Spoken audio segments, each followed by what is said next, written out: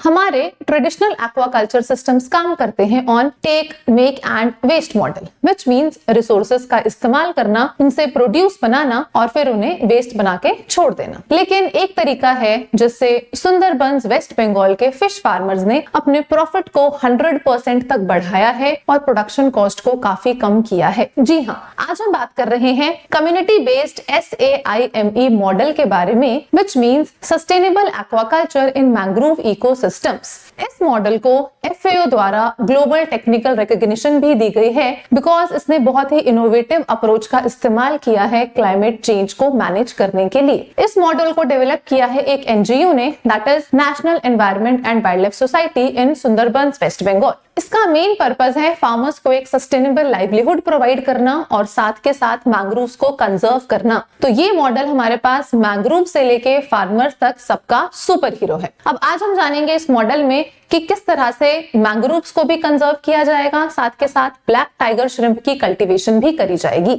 इस मॉडल में सबसे पहले पॉन्ड्स बनाए जाएंगे और पॉन्ड्स के अंदर आइलैंड्स पर या फिर पॉन्ड के किनारे एम्बैंकमेंट्स पर मैंग्रोव ट्रीज लगाए जाएंगे।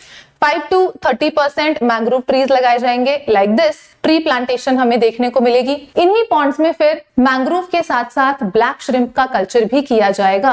Black shrimp is Penaeus monodon. तो इस एक्वाकल्चर में मैंग्रोव के ट्रीज हमारे पास बायो फिल्टर की तरह काम करेंगे। श्रिम्प वेस्ट में जो भी एक्सेस न्यूट्रिएंट्स होगा, ट्री की रूट्स उन न्यूट्रिएंट्स को एब्सॉर्ब करती हैं। देन ट्री की जो रूट्स हैं, जो यंग वंस होंगे श्रिम्प के, उनको हैबिटेट प्रोवाइड करने का काम भी करेंगी, तो उनके सर्वाइवल रेट्स भी हमारे पास बढ़ते हैं। मैंग्रोव की जो लीव्स होंगी, जो पत्ते होंगे, मैंग्रोव लिटर होगा, वो पत्ते झड़ के नीचे पानी में गिरेंगे और वो एक नेचुरल फूड की तरह वो श्रिम्प के लिए काम करेंगे। तो इस तरह से हमारे पास ना किसी केमिकल फूड का इस्तेमाल करके श्रिम्प की कल्टीवेशन करी जा सकती है और साथ के साथ मैंग्रोव्स को कंजर्व भी किया जा रहा है इन दिस मेथड। यही तो है सस्टेनेबल एक्वाकल्चर सिस्टम, जो एक नेचुरल कार्बन सिंक की तरह काम करेगा, कार्बन सिक्वेस्ट्रेशन में हेल्प करेगा, मैंग्रोव्स को भी कंजर्व करेगा, फार्मर्स को सस्टेनेबल लाइवलीहुड प्रोवाइड करेगा, केमिकल फ्री श्रिम्प फार्मिंग को प्रमोट करेगा और फार्मर्स के प्रॉफिट को 100% से भी ज्यादा बढ़ाएगा। अब आपके एरिया में भी अगर कोई ऐसा मॉडल हमें देखने को मिलता है तो आप भी जरूर कमेंट सेक्शन में बताइए, और इस मॉडल के और कौन कौन से बेनिफिट्स हमें क्लाइमेट के ऊपर देखने को मिलते हैं, feel free to share. Thank you so much everyone.